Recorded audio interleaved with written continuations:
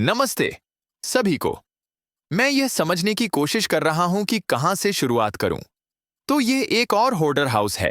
इसी वाले और मैंने पहले जो किया था उसके बीच अंतर यह है कि इसमें अब भी कोई रहता है और मुझे खेद है क्योंकि वह चावल नहीं है और न ही वो।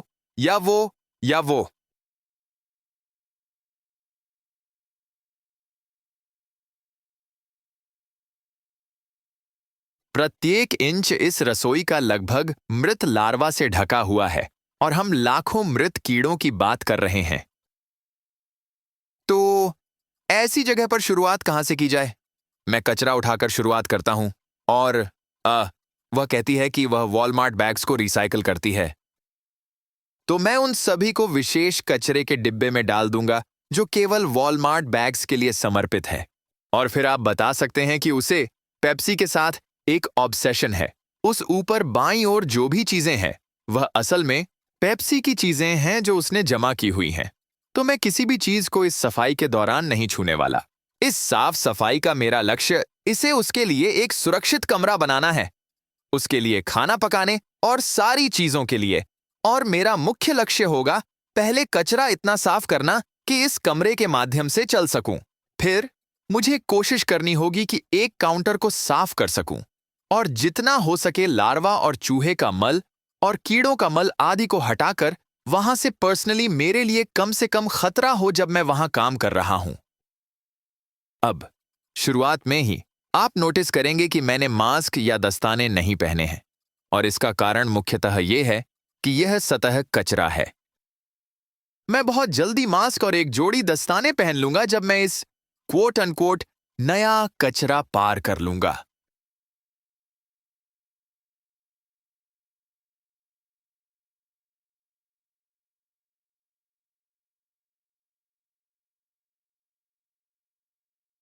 यहां फर्श पर जो चीजें हैं उनमें से बहुत सा असली खाना है जो उसने बस खरीदा है, लेकिन इतना संक्रमित है कि मैं ज्यादा कुछ बचा नहीं सकता। मैं कैन वाली चीजों और उन चीजों को बचा सकता हूं जो पहले नहीं खोली गई हैं, और उन चीजों के साथ मैं कैमरे के बाहर उन्हें 97% आइसोप्रोपाइल अल्कोहल से स्प्रे करता हूं और खुद कैन और पैकेजिंग को स्टेरिलाइज करता हूं। फिर मैं उन्हें रखने की सुरक्षित जगह ढूंढता हूं, और यह एक सुरक्षित जगह है उन्हें रखने के लिए जब मैंने कैबिनेट को साफ किया और स्टेरिलाइज कर दिया।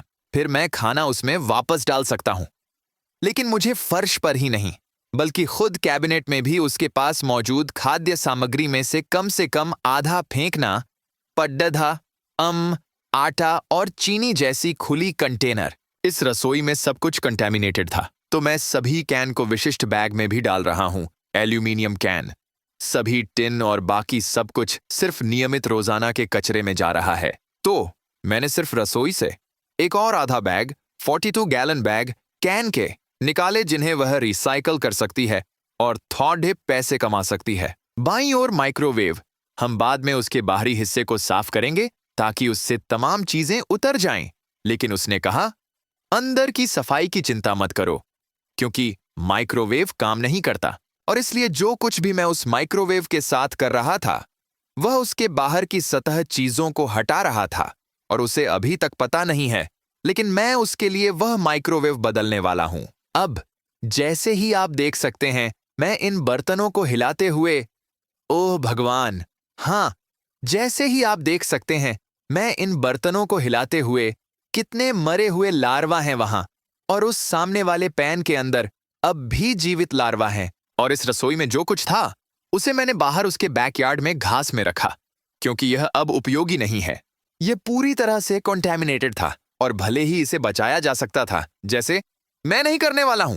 मैं 50,000 जीवित लार्वा से भरे पैन को साफ नहीं करने वाला हूं। अब सौभाग्य से वहां केवल 3 या 4 टुकड़े थे जिन्हें मुझे ऐसा रखना पड़ा, और वे हैं, यह एक निर्णय है कि क्या मैं उसे साफ करूं और इसे लगभग नए जैसी स्थिति में लाऊं, या मैं उसके लिए नए पैन खरीदूं, क्योंकि मैं पूरी तरह से बाद वाले को करने के लिए तैयार हूं। यह मेरे लिए वह सब करने की आवश्यकता से बचने की एक छोटी कीमत है। अब मैं इजी ऑफ ओवन क्लीनर का उपयोग कर रहा हूं और मैं शीर्ष और फिर उस चेहरे के ऊपरी हिस्से को स्प्रे कर रहा हूं, और मुझे उसे बैठने देना है। जब वह बैठ रहा हो और मैं चाहता हूं कि वह कम से कम 10 मिनट तक बैठे। मैं उसके बगल के काउंटर से सारी चीजें हटाना शुरू कर दूंगा, सब कुछ जो खराब हो चुका है। जो कि अधिकांशतः लगभग सब कुछ यहाँ है। मुझे लगता है कि मैं कॉफी बचा सकता हूँ, कुछ तेल की चीजें जो लार्वा से नहीं जमी थीं।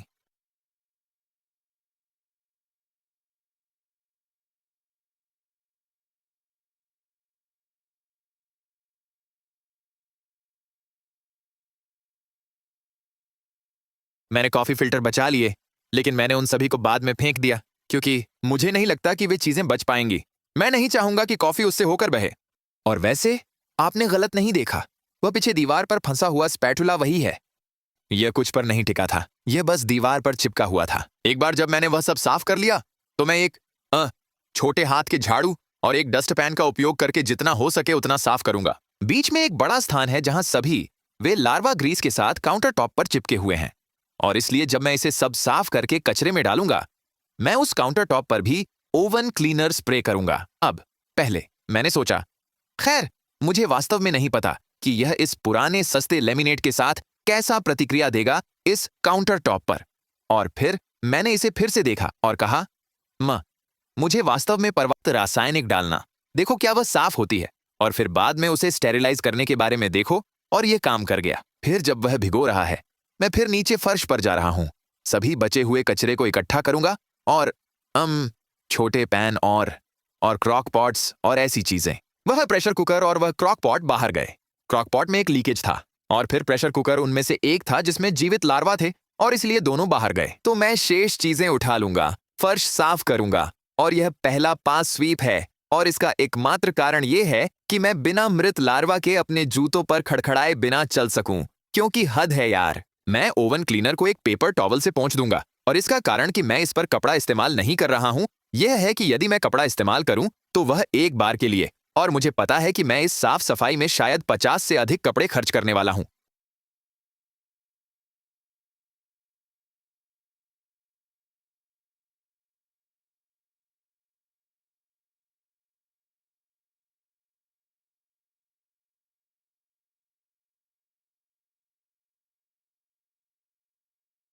तो यदि मैं यहाँ पेपर टॉवल्स का उपयोग कर रहा हूं, तो मैं इसे जल्दी से निकालने के लिए एक पास कर सकता हूं, फिर इसके अवशेषों को निकालने के लिए दूसरा पास कर सकता हूं, और शायद इसे सबके नीचे लकड़ी तक पहुंचाने के लिए तीसरा भी कर सकता हूं।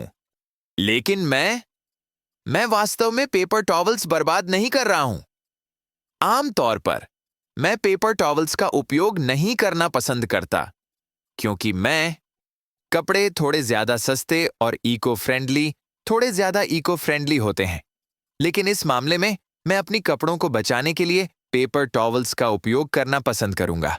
तो मैं स्टोव के साथ भी वही करूंगा, और फिर मैं एक रेजर स्क्रैपर का उपयोग करूंगा ताकि इस विशेष बर्नर से जले हुए अवशेषों को निकाल सकूं, और फिर मिस्टर क्लीन का उपयोग करके मैं इसे फिर से साफ करूंगा, या ओवन क्लीनर के अवशेषों को वहां से निकालने की कोशिश करूंगा, और मैं इसे स्टेरिलाइज करूंगा और मिस्टर क्लीन से चमकाऊंगा। मैं यह माइक्रोफाइबर तौलिया का उपयोग करके करूंगा, और फिर मैं इसे एक अल्ट्रा फाइन माइक्रोफाइबर तौलिया के साथ फॉलो करूंगा। और अल्ट्रा फाइन वह क्या करता है? वह इसे चमकाता है और सभी पोछे धारी के निशान निकालता है।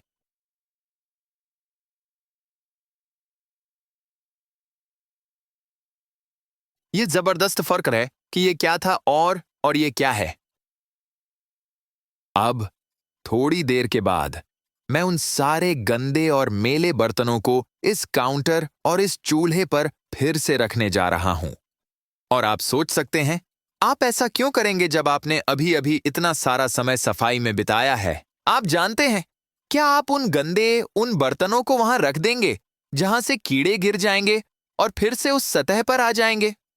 खैर, मैं वैसे भी इन सतहों को कम से कम 5 बार साफ करूंगा, इसलिए मैं बस कमरे में सबसे बड़े खतरों को खुद के लिए पर्सनली हटाना चाहता हूं, और वह है ढेरों और ढेरों मृत कीड़े। तो जब मैं उन सभी को वहां से हटा लूंगा, तो कम से कम मेरे लिए सबसे बड़ा सुरक्षा जोखिम दूर होगा। और फिर जब भी मैं उन बर्तनों को सिंक से इस काउंटर तक ले जाऊंगा, तो इससे केवल जगह बनेगी। फिर मैं उन काउंटरों के साथ वही काम कर सकता हूँ, जहां मैं इसे साफ कर सकता हूँ, इसे पोंछ सकता हूँ, इसे कीटाणु रहित कर सकता हूँ। तब मैं बर्तन धोना शुरू कर सकता हूँ। जब मैं यहां हूं, मैं इस इलेक्ट्रिक कैन ओपनर को साफ कर रहा हूं और मैं इसे मिस्टर क्लीन के साथ कर रहा हूं। फिर इसे स्क्रब कर रहा हूं और उस कीचड़ को हटा रहा हूं। कैन ओपनर, पर ज्यादा कांट ओपनर की तरह, समझे? वैसे भी मैं अब काउंटर साफ करने जा रहा हूं। यह मेरा मिस्टर क्लीन के साथ पॉलिश साफ करने का तरीका है। मैंने वहां से उस बाकी के रेजिड्यू को हटा दिया है और उसे कीटाणु रहित कर दिया है। और अब चूंकि मैंने उन काउंटरों को सुव्यवस्थित कर दिया है, मैं वापस बर्तनों के काउंटर पर जाऊंगा और मैं सभी कचरे और उन बर्तनों को फेंकना शुरू कर दूंगा जो पूरी तरह से खराब हो चुके हैं, जो लगभग, मैं कहूंगा उनमें से एक अच्छा 20%। और फिर मैं सिंक और इन काउंटरों को साफ और कीटाणु रहित करने जा रहा हूं। जब मैं दाएं हाथ के सिंक से यह पानी निकालूंगा, तो आपको बर्तनों और पानी में काले पदार्थ दिखेंगे।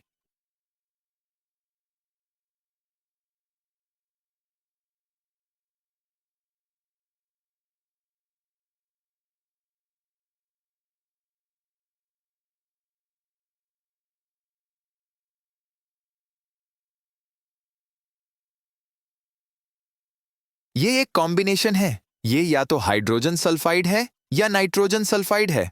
और फिर इसमें, जैसे वह एसओएस पैड का उपयोग करती थी या उपयोग करने की मंशा थी, और उसने कम से कम 2 पैड डिशवॉशर में डाल दिए थे और फिर उन्हें वहीं छोड़ दिया और वे वहां रहे, मैन, मुझे नहीं पता, शायद 1 साल। और एसओएस पैड घुल गए थे। आपके लिए जो अन्य देशों में है, हमारे एसओएस पैड स्टील ऊन है जिसमें साबुन एम्बेडेड है, और इसलिए वे घुल गए थे।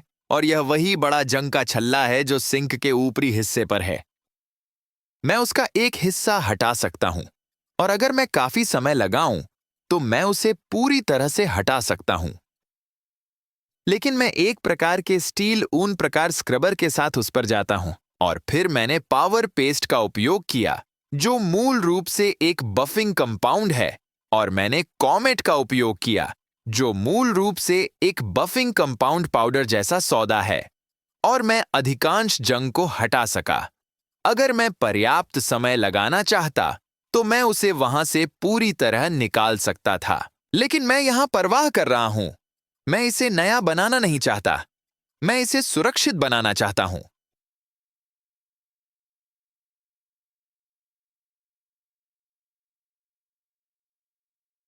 इसलिए मैं पूरे सिंक को नीचे, नल और सब कुछ ओवन क्लीनर के साथ छिड़कना चाहता हूं। और फिर मैं इसे कैमरे पर नहीं दिखाता, लेकिन मैंने इस पूरे काउंटर को भी नीचे छिड़क दिया। और फिर मैंने 15 मिनट के लिए ब्रेक लिया और इसे छोड़ दिया। वापस आया और मैंने पेपर टॉवल मेथड का फिर से उपयोग किया, और मैं यहां से जितना संभव हो सके उतना हटा देना चाहता हूं, क्योंकि मैं उस पर थोड़ी देर बाद मिस्टर क्लीन लगाने जा रहा हूं, और मुझे नहीं पता कि मिस्टर क्लीन ओवन क्लीनर के साथ कैसे प्रतिक्रिया करेगा। इसलिए मैं ओवन क्लीनर को हटाना चाहता हूं। उसके पास एक डिशवॉशर है, लेकिन मैं इसे इस्तेमाल नहीं करता क्योंकि ये टूट गया है। लेकिन भले ही ये टूटा नहीं था, मैं अभी भी इसे इस्तेमाल नहीं करता क्योंकि कुछ कारणों से। मैं हाथ से एक डिशवॉशर की तुलना में बेहतर बर्तन धो सकता हूं। 2, ये बर्तन इतनी खराब हालत में है कि मैं डिशवॉशर को उन्हें साफ करने के लिए भरोसा नहीं करूंगा। और 3, मैं ऑटिस्टिक हूं, और कुछ चीजें जो मुझे सेट ऑफ करती हैं, और मुझे नहीं पता कि इसे उन लोगों को कैसे समझाऊं जो ऑटिज्म नहीं रखते। लेकिन यह बर्तन धोने की आवाज मुझे बहुत बुरी एंग्जाइटी देती है। इसलिए मैं हमेशा हाथ से बर्तन धोने को प्राथमिकता देता हूं, भले ही वहां एक पूरी तरह फंक्शनल डिशवॉशर हो। मुझे वास्तव में अपने वीडियो पर बहुत कुछ मिलता है। कई लोग पूछते हैं, वह हाथ से बर्तन क्यों धो रहा है जब वहां स्पष्ट रूप से एक डिशवॉशर है? मैं उन्हें पसंद नहीं करता।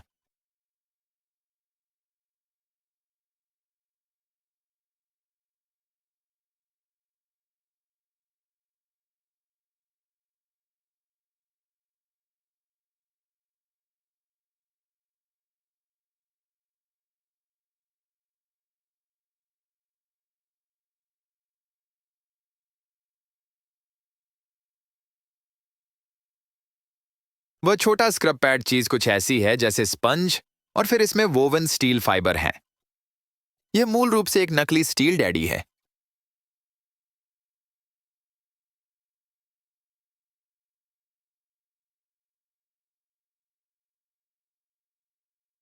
फिर मैंने पावर पेस्ट का उपयोग किया, जो एक स्क्रब डैडी उत्पाद है, और ये मुझे लगता है कि मैंने पहले उल्लेख किया था। यह मूल रूप से रगड़ने वाला यौगिक है, और इसके साथ मैं काफी मात्रा में जंग हटा सका, और मैंने और भी अधिक हटाने का प्रयास किया, लेकिन फिर मैं जैसे था। ठीक है, क्या मैं उस जंग के छल्ले पर बहुत अधिक समय बिताना चाहता हूं, या मैं चाहता हूं क्या मैं इस रसोई घर को उचित समय में पूरा करना चाहिए? उचित समय लगभग 13 घंटे में 2 दिनों में फैल गया। मैंने पहले दिन 7 घंटे बिताए और मैं अगले दिन वापस आया और 6 और बिताए।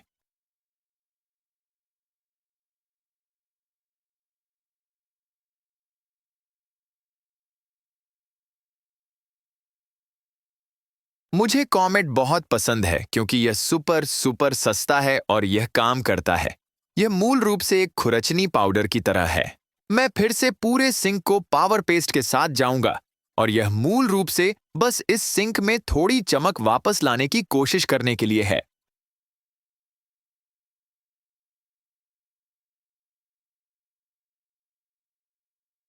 और फिर एक बार जब मैं इसे पूरी तरह से कीटाणु रहित कर लूंगा, धो लूंगा, मिस्टर क्लीन के साथ साफ कर लूंगा, और सारी चीजें हो जाएंगी, तो मैं बर्तन शुरू करूंगा, क्योंकि अब मुझे पता है कि मैं एक कीटाणु रहित सुरक्षित सतह पर काम कर रहा हूं, और मैं कैबिनेट्स को मिस्टर क्लीन के साथ छिड़कने जा रहा हूं।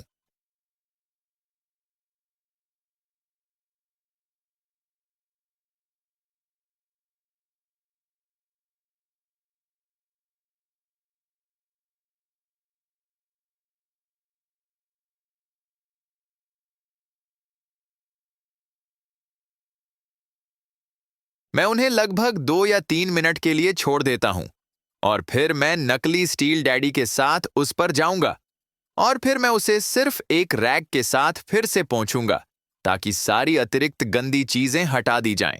लेकिन वह सही में अच्छी तरह से काम किया। सभी चीजें जो आप इन कैबिनेट्स के निचले हिस्से में देख रहे हैं, वे कीट मल, कीट वमन, तिलचट्टे की मल, मक्खी की मल हैं। मुझे वास्तव में आश्चर्य हुआ कि यहां बहुत अधिक चूहों का मल नहीं था। मेरा मतलब है, अधिकांश कैबिनेट्स पर चूहों का मल था, लेकिन मुझे लगा कि यह सही में ढेर होगा। लेकिन मुझे लगता है कि कीड़ों ने भोजन के लिए चूहों को वास्तव में प्रतियोगिता में हरा दिया।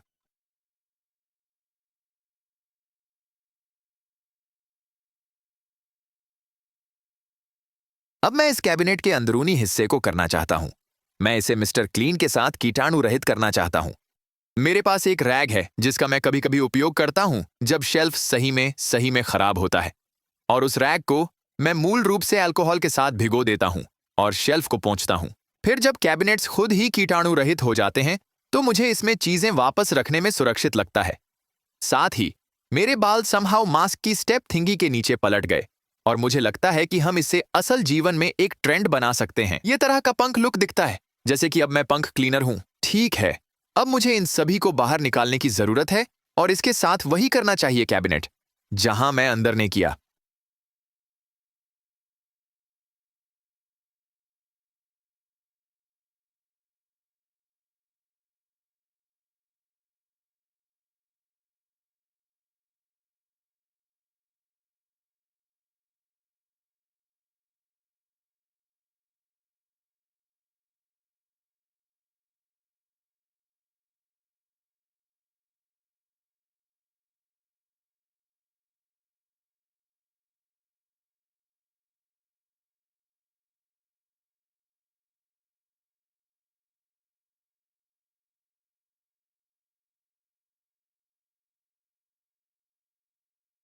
ओह, यह इतना बुरा नहीं था।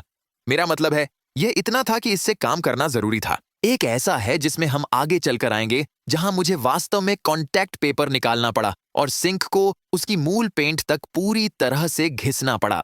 स्पष्ट रूप से पूरी रसोई, इसका हर इंच किया जाना चाहिए। लेकिन यह उतना बुरा नहीं था जितना कि अन्य लोगों में जिनसे मैं मिला हूं। ठीक है, मैंने वहां अपने बालों को ठीक कर लिया, तो अब मैं पंख नहीं हूं। मैं बस एक साधारण आदमी हूं। मैंने उसे कैमरे पर नहीं किया। मुझे सच में लगा कि मैं उसे रिकॉर्ड कर रहा हूं, और मैं नहीं कर रहा था, क्योंकि कभी कभी मैं बेवकूफ होता हूं। मैं खिड़कियों को आइसोप्रोपिल अल्कोहल के मिश्रण से साफ कर रहा हूं। यह 97% की ताकत का है। इसमें पानी और डॉन डिश साबुन की कुछ बूंदें मिली हुई हैं।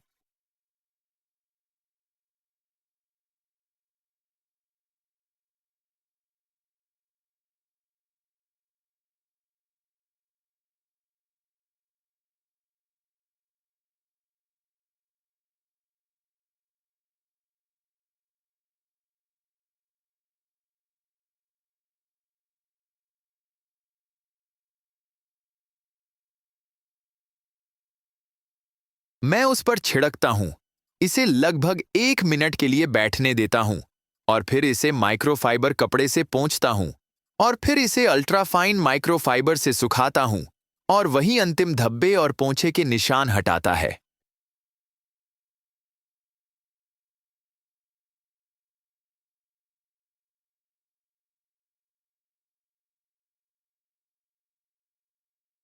और बर्तनों पर लौटते हुए, यह मेरी पहली दौर की चांदी के बर्तन है।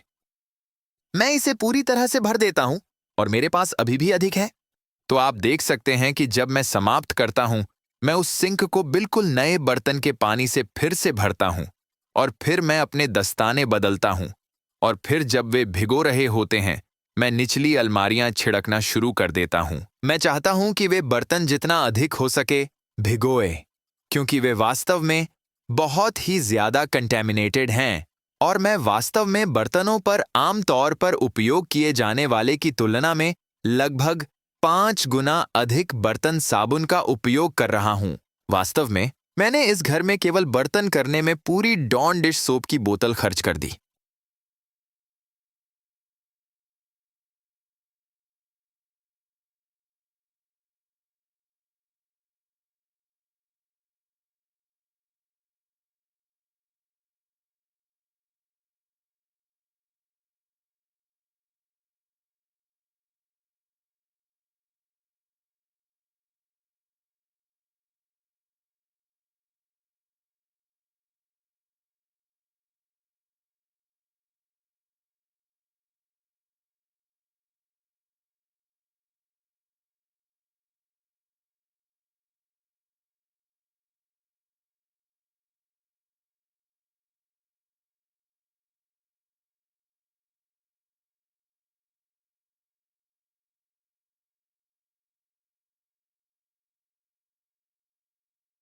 अब ये एक निशान है जहां बहुत से घरों में वास्तव में ये होता है। इतना बुरा नहीं, लेकिन वह निशान था जहां उसे कमरे से कमरे में जाने के लिए दरवाजे को पकड़ना पड़ता था। तो ये महिला, अगर आप ये सोच रहे हैं कि एक घर ऐसा कैसे होता है, मुझे बहुत से लोग मिलते हैं जो गुस्सा हो जाते हैं और कहते हैं कि ये लोग आलसी हैं। यह महिला वास्तव में कई सर्जरी से गुजर चुकी है। वह लगभग अचल है। वह चलने के लिए वॉकर का उपयोग करती है। उनके परिवार में कई मौतें हुई हैं, जिसमें उनके पति भी शामिल हैं। इसीलिए इमोबिलिटी से डिप्रेशन की अत्यधिक स्थिति और होर्ड करने के जेनेटिक फैक्टर्स के साथ मिलाकर लें, जिसके बारे में बहुत सारे रिसर्च हैं। आपको वास्तव में इसे देखना चाहिए। इसके बारे में पढ़ना अद्भुत है। मुझे नहीं लगता कि यह घर कभी सजाई नहीं जा सकती थी। मुझे लगता है कि उसे बहुत सारे थेरेपी की जरूरत है। और अगर हम वास्तव में इसे साफ करने के कदम नहीं उठा रहे होते और इस घर को इसकी मूल स्थिति में या कम से कम एक रहने योग्य स्थिति में वापस नहीं ला रहे होते, तो शायद मैंने इसे खुद ही अडल्ट प्रोटेक्टिव सर्विसेज को रिपोर्ट किया होता। वास्तव में बेटी भी कगार पर है। हम इसे एक मौका दे रहे हैं और उसकी मदद कर रहे हैं इसे साफ करने में। अब आमतौर पर एक होर्डेड घर के साथ आप अंदर जाकर घर को साफ नहीं करते और कहते हैं, बहुत अच्छा, समस्या हल हो गई।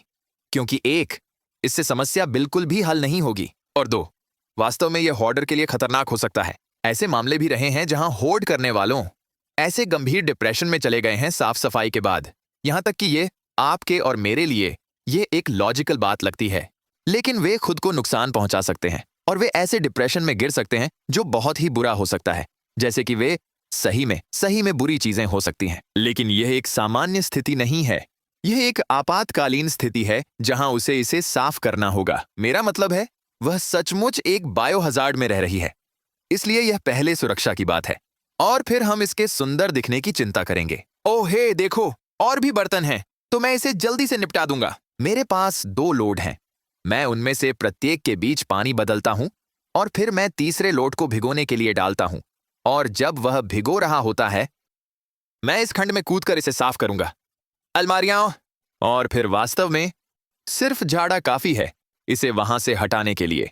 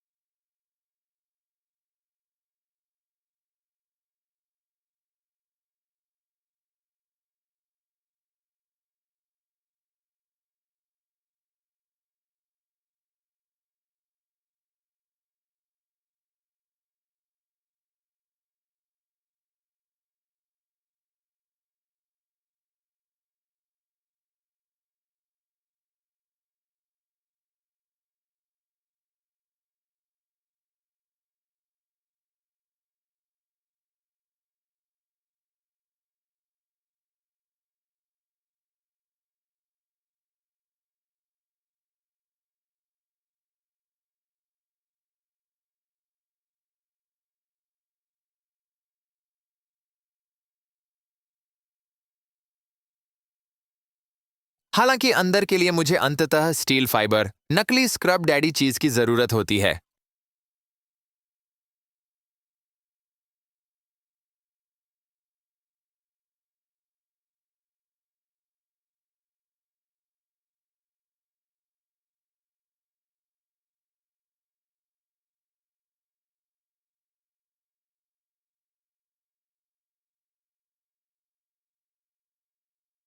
वह दरवाजा एक कोण पर है, इसलिए यह मेरे ऊपर बंद होता रहता है और मैं इससे अधिक से अधिक नाराज हो रहा था क्योंकि मुझे इसे रोकना पड़ता था या अपनी कोहनी से धक्का देना पड़ता था।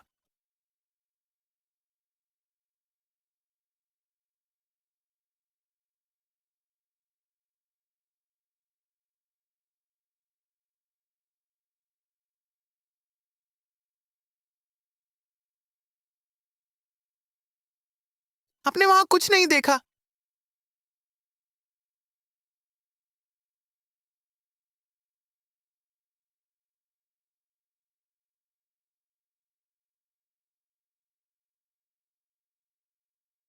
ओह, हे, और भी बर्तन।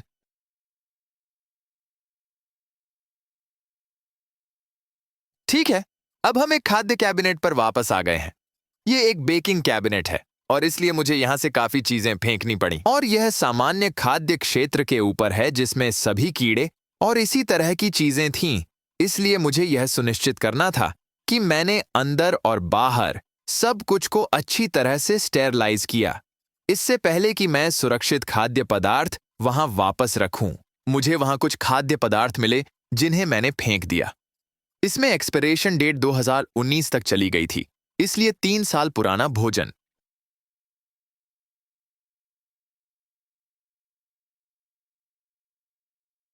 मैं सब कुछ की एक्सपायरेशन डेट जांचता हूं इससे पहले कि मैं उन्हें वापस रखूं। तो अब मैं सभी सुरक्षित खाद्य पदार्थ वापस रखूंगा।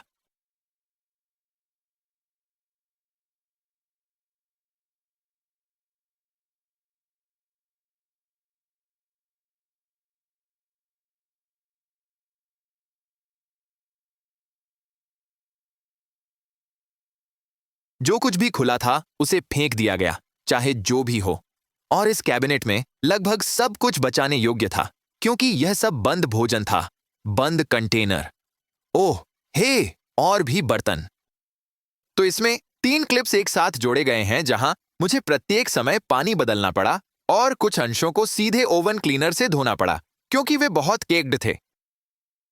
अब ये एक काउंटर टॉप है जिसे हमने पहले ही धो लिया है, लेकिन यहां फिर से इसे वास्तव में पूरी तरह से स्टेरलाइज करने के लिए मैं इसे कई बार वैसे भी धोऊंगा। तो पुराने बर्तन और पुराने कैबिनेट वाइप आउट्स जिसे मैंने अभी किया था ने पूरे ढेर सारे, आप जानते हैं, अन्य बीमार चीजें फिर से कैबिनेट्स पर गिरा दी। लेकिन ये ठीक है।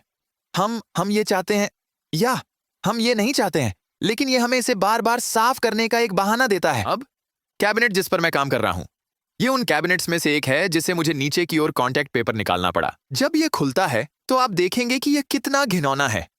मैंने बस इसे सब निकाल दिया और पूरी तरह से उस कैबिनेट को अंदर और बाहर रगड़ दिया। काश मैं इसे कैमरे पर ले लेता, क्योंकि इसे साफ होते देखना वास्तव में अच्छा था। लेकिन अब इस कैबिनेट में भी वही समस्या थी जैसे कि दूसरे में थी, जहां यह बार बार खुलता रहा और मैंने नाराज होकर इसे भी फ्लिप कर दिया। लेकिन यह इतनी जल्दी चला जाता है कि आप वास्तव में ध्यान नहीं दे सकते। मेरा मतलब है, मैंने इसे फ्लिप नहीं किया क्योंकि मैं ऐसा कभी नहीं करूंगा, खासकर एक निर्जीव वस्तु के लिए जो नहीं सकती मेरे फ्लिप करने से शर्मिंदा महसूस कर सकती।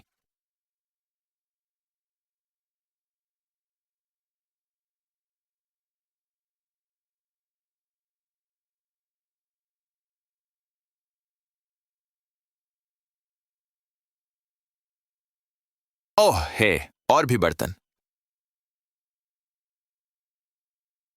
अब जब मैं उन पर काबू पालूंगा तो मैं स्टोव के बाईं ओर आऊंगा। वहां एक माइक्रोवेव स्टैंड है, और कारण मैं यहां दस्ताने नहीं पहन रहा हूं यह है कि लगभग सब कुछ इस पर केवल थोड़ा सा ग्रीस और ढेर सारी धूल है।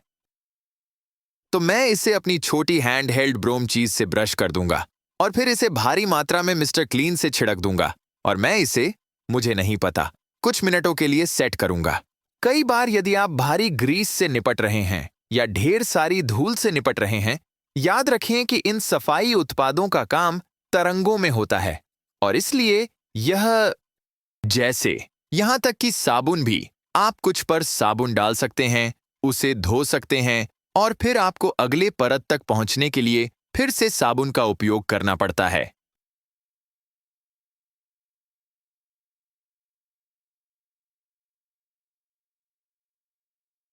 आपको इसे एक ही बार में सब निकालना नहीं पड़ता। आप कुछ 2 या 3 बार रगड़ सकते हैं, यह ठीक है।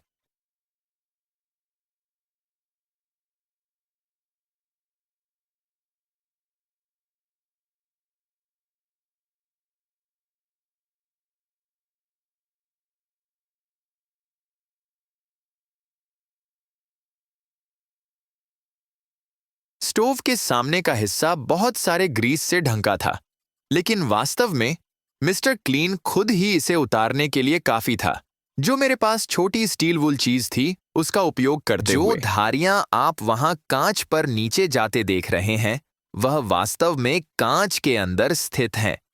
वहां वास्तव में 2 कांच की पैन हैं, एक बाहर की ओर, एक अंदर की ओर, और जो धारियां आप देखते हैं वे बीच में सैंडविच हैं। मैं उन्हें निकाल सकता हूं, लेकिन इस समय मैं ओवन के दरवाजे और कांच को अलग नहीं कर रहा हूं। ओह, हे, देखो, और भी बर्तन। लेकिन मैं अंदर की कांच को अब भी निकालने के लिए उसे अलग नहीं कर रहा हूं। अगर मैं इस घर पर और काम करता हूं तो मैं उस तरह के विस्तार से साफ सफाई कर सकता हूं।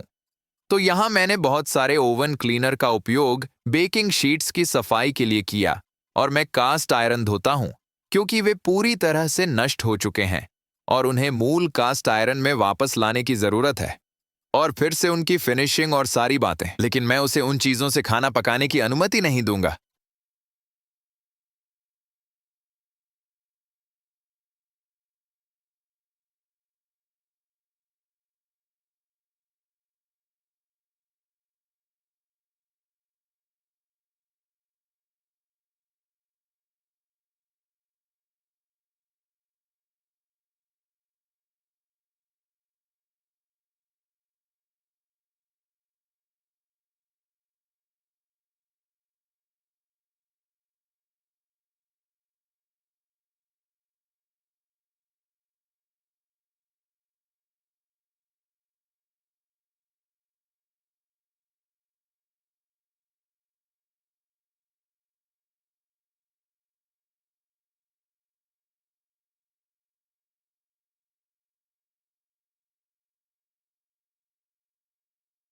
बहुत से लोग, विशेष रूप से दक्षिण से, कहते थे, नहीं, आपको कास्ट आयरन धोना नहीं चाहिए।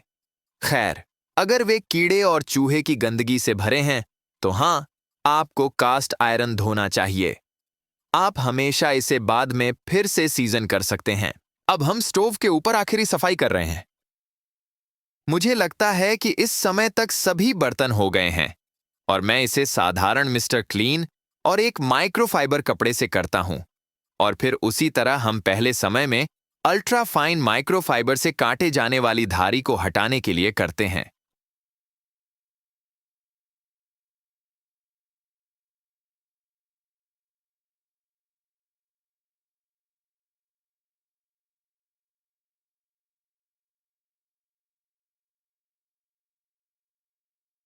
और अब सारी गंदगी आखिरकार चली गई है। वह वास्तव में अब उस स्टोव का उपयोग खाना पकाने के लिए कर सकती है। कौन सोच सकता था? ओह नहीं, देखो, और बर्तन हैं। ये मुझे मुझे लगता है ये अंतिम। हाँ, तो ये आखिरी बर्तन थे। अब हम इस फर्श को परत दर परत साफ करने की योजना बना रहे हैं, जैसे मैंने पहले बात की थी। तो इसके लिए पहला कदम यह है कि फर्श को झाड़ू से साफ करें, और मेरे पहली बार के झाड़ू के बाद भी यह सब सामान एक वेज और काउंटर से गिरा हुआ है, जैसे कि मैं सफाई कर रहा था। तो सब फर्श पर पड़ा हुआ मृत कीड़े हैं, या लगभग अधिकांश यही है। सबसे पहले मैं इसे झाड़ू से साफ करूंगा और फिर मैं अपने मॉप का उपयोग करूंगा। मैं एक मॉप बकेट भरूंगा और मैं अपने मॉप को साफ करूंगा और इसे पूरी तरह से नहीं निचोड़ूंगा। चलो करते हैं। हम उसे उसमें डुबाएंगे और फिर हम पानी को फर्श पर सबसे गंदे क्षेत्रों में फैलाएंगे और उसे भिगोने के लिए छोड़ देंगे। तब तक मैं यहां भारी भरकम पोछा लगाऊंगा, और भारी भरकम का मतलब मैं फर्श पर बहुत सारा पानी छोड़ दूंगा।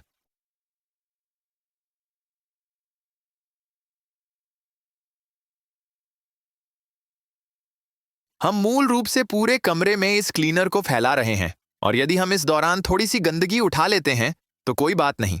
लेकिन यह उद्देश्य नहीं है। उद्देश्य यह है कि इस पानी को फैलाया जाए। इसलिए मैं उसे सिंक में ठंडे उबालते गर्म पानी के साथ धोता हूं। फिर मैं इसे निचोड़ूंगा और इसे फिर से पोंछूंगा, और इस बार मैं वास्तव में गंदगी के स्थानों को घिसने पर ध्यान केंद्रित करूंगा, क्योंकि वे ठीक उसी तरह से बैठ चुके हैं कि वे नरम हो सकें। जैसे ही मैं यह कर रहा हूं, यह भारी गंदगी को फर्श से खींच रहा है, और इसका मतलब है कि हमें इसे फिर से साफ करना होगा। अगर हम एक सामान्य फर्श को साफ कर रहे होते, तो हमें इस बात की चिंता करने की आवश्यकता नहीं होती, क्योंकि मॉप गंदगी को अब्सॉर्ब कर देगा। लेकिन इस मामले में हम वास्तव में फर्श से गंदगी को उठा रहे हैं, जैसे बड़े गंदगी के टुकड़े। तो जब हम इसे पूरा कर लेते हैं तो हमें पूरी चीज को साफ करना होगा, और फिर हम एक पेंट स्क्रैपर ले सकते हैं, और जो बड़े टुकड़े मॉप नहीं उतर सके उन्हें निकाल सकते हैं, और फिर उन्हें वापस से साफ कर सकते हैं। और फिर अंतिम बार एक अच्छे भारी मॉप के साथ, जैसे हम एक सामान्य फर्श को करेंगे, और यह पूरी प्रक्रिया पूरी हो जानी चाहिए। मेरा मतलब है, मैं इस रसोई को पूरी तरह से स्टेरिलाइज करने के लिए अगले 10 घंटे बिता सकता था, लेकिन जो हम कर रहे हैं, यानी इसे पर्याप्त सुरक्षित बनाना है ताकि वह इसे तुरंत उपयोग कर सके, यह एक बड़ा परिवर्तन है। चलो स्क्रैपर का उपयोग करके वो बड़े टुकड़े हटाते हैं जिन्हें मॉप नहीं हटा सका। हम उन्हें जल्दी से साफ कर लेंगे और फिर एक बार अंतिम मॉप के साथ उस पर जाएंगे। मैंने फ्रिज के अंदर की सफाई नहीं की। यह कुछ ऐसा है जिसे मैं अभी तक नहीं पहुंच पाया। मेरा मतलब है, यहां तक कि फ्रीजर भी मृत शरीर जैसी बदबू मारता है। यह अंदर बहुत ही बुरा है। अब बाहर के साथ उस फ्रिज को बंद करने पर इस रसोई में, कम से कम इस कमरे में, अच्छी स्मेल है। लेकिन मैं उस तक नहीं पहुंचा। मैंने इस चीज पर 2 दिन बिताए हैं, और यहां पहले और बाद के चित्र हैं।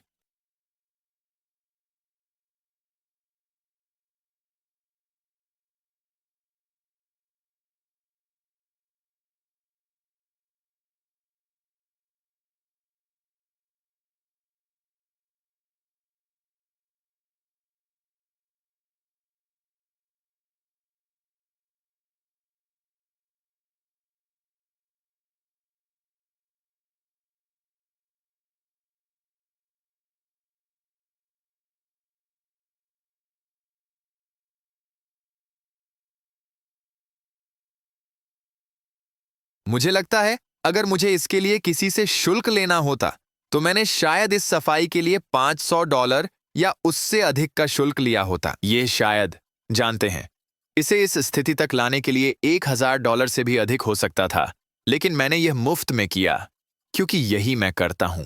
मैं लोगों की मदद करना चाहता हूं। इस व्यक्ति के पास ऐसा कुछ साफ करने के लिए किसी को भुगतान करने के पैसे नहीं हैं, इसलिए अगर मैं उसकी मदद कर सकता हूं तो यह बहुत अच्छा है।